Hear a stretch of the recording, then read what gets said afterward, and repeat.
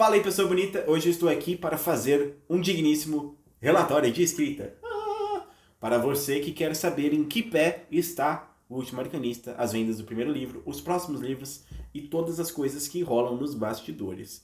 Porque rola muita coisa que você não tem ideia, que eu não tinha ideia, mas que é bem legal de ver, de compartilhar, de fazer, enfim. Estou me divertindo. Esse próprio vídeo é algo do back-office, do background, que acaba não sendo visto, né? Mas que é legal contar. Então, inclusive, olha isso aqui. Tá vendo? Back office. Coisas do background que existem. Tem uma luz na minha cara. Mas o que eu quero falar hoje é o seguinte. Existem muitas coisas rolando, muitas coisas que eu estou descobrindo e que é legal de falar. Primeiramente, sobre o livro 1. O livro 1 eu escrevi no passado, em um mês o rascunho. Depois demorou aí uns 6 meses até fazer todas as edições necessárias. Eu publiquei ele de forma autônoma em março e em maio eu comecei um movimento para divulgar como editora o livro físico e isso está sendo concretizado agora. Agora em setembro está rolando a pré-venda da editora. E eu fiz a minha pré-venda, tipo uma pré-venda, em agosto, nos últimos 15 dias. Porque existe uma meta que precisa ser batida do livro para que ele seja produzido. Existe um custo para ele ser produzido, né? Então, para que isso realmente aconteça, essa meta precisava ser batida e a gente bateu!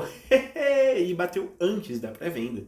Ou seja, precisava vender lá uma quantidade certa de exemplares. Essa quantidade foi vendida, a meta foi batida e agora nós seguimos para a continuidade aí deste projeto. E estamos analisando se faz sentido metas dobradas. E isso pode ser uma coisa bem legal. Porque aí, por exemplo, bateu a meta, a gente cumpriu a produção do livro e vários brindes. E se dobrar a meta, o que dá pra fazer? Dá pra fazer mais brindes, dá pra fazer outras coisas, dá pra fazer novas lives, dá pra fazer muitas coisas interessantes. Então, isso está sob análise. Eu anotei um monte de coisas que as pessoas deram de ideias para brindes e outras coisas, para ver como isso é possível ou não de fazer. E semana que vem já teremos uma resposta. O ponto é, até o fim de setembro ainda está em pré-venda o livro. Outubro começa a produção em si. Aí manda para a gráfica faz, tem o tempo dela, a editora recebe e aí manda pelo correio para todo mundo. Então por novembro, provavelmente, a gente vai... Não, em novembro com certeza, pelo amor de Deus, a gente vai ter o livro físico em mãos. E até lá é falar muito sobre muita coisa e crescer muitas coisas legais. Mas isso tudo me deixou pensando. Falei, pô, tá produzindo livro, né? É legal um monte de gente saber que ele existe e tal. Mas e o que eu escrevo enquanto isso? E faz uns meses que eu tô bugado nisso, pra ser sincero. Eu comecei a escrever um conto relacionado ao livro, não gostei tanto. Gostei do conto em si, é legal, mas não gostei tanto desse processo, eu acho que é algo que pode vir depois. Fiquei sem escrever para focar só na venda, mas eu também senti que isso me desconectou da escrita. E, recentemente, eu estava vendo live do FRTT, o Fruta, de Valorant, porque eu tenho esse hobby aí de gamer também, né? E ele fez uma live muito interessante, em que ele estava falando sobre a vida dele, sobre como ele vive de jogos, como tudo isso acontece. E eu achei bem legal, porque ele falou o seguinte, ele trabalhava como contador, eu era consultor financeiro, quando ele decidiu ir para a vida dos jogos de fato. Mosquitinho.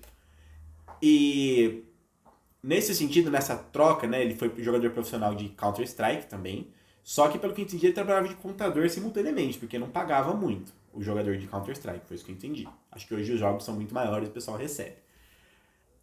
Aí ele começou a vida de streamer.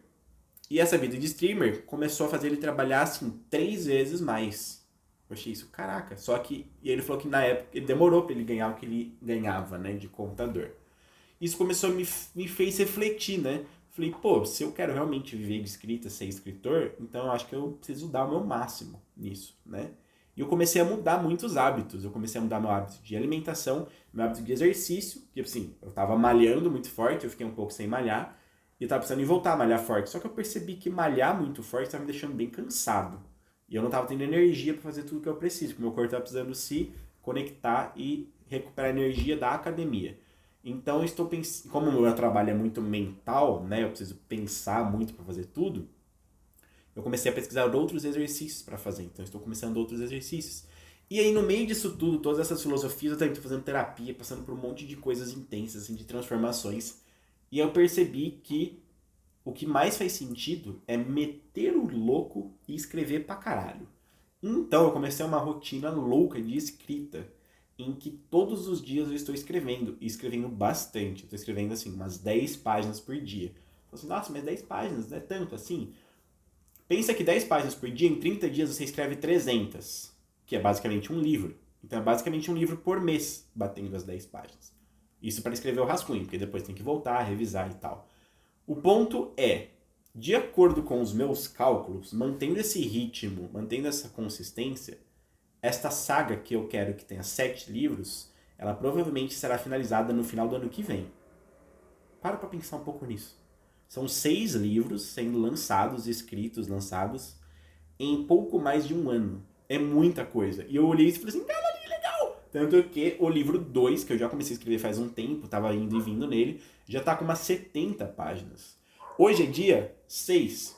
Se eu escrever todos os dias umas 10 páginas, eu termino este mês, que é o mês de pré-lançamento do livro 1, com um rascunho do livro 2 inteiro escrito, com cerca de 300 páginas. Isso é incrível! E eu fiquei muito animado com essa ideia e de fechar e escrever toda essa saga logo, com muito capricho, porque eu jamais vou colocar quantidade na frente de qualidade, então vou fazer 5, 6, 7, 8 revisões, igual eu sempre faço. Estava contando, são 8 revisões que eu fiz pro livro 1, o que permitiu que tivesse quase nenhum erro. Este livro passou, antes de ser publicado, pelos olhos de acho que umas 10 pessoas, das quais 3 eram editoras profissionais, e eu, como escritor, também revisei as revisões, né? Então foram aí umas 10, somar tudo. Que eu não quero erros no meu livro. Vai ter um outro, eu sei, uma vírgula aqui, outra aqui, mas assim, aquele erro que não dá pra entender, né, o tempo inteiro, eu falei assim, ei, não quero isso aí não. Ou seja, estamos num ritmo bem louco, bem intenso de escrita, o que tem me animado bastante. Muita produção de conteúdo também, para avisar no mundo todo que este livro existe e levar essa mensagem adiante. Porque, para mim, viver de escrita e fazer muita gente ler e vender muito livro é uma consequência e uma exigência, na verdade. Porque a verdadeira missão que eu tenho com esse livro é passar a mensagem do que ele significa e como eu quero que as pessoas absorvam conhecimentos que eu absorvi, dificuldades que eu passei que as pessoas não precisariam passar. E claro, a mensagem principal que eu falo sempre, que é: a sua dor é o seu poder, porque no livro os poderes vêm da dor. Assuntos que serão explorados cada vez mais. Beleza? Então este foi o diário de escrita aqui da semana, voltando a fazer esse tipo de vídeo. Se você gostou, curte. Se você quiser falar o quanto você gostou, comenta. Se tem algum tópico que você queria que eu trouxesse, além do que eu trouxe, comenta aí também. E a gente se vê no vídeo de quinta, porque agora vai ter 2 vídeos por semana. Beleza? Abraço! Até a próxima.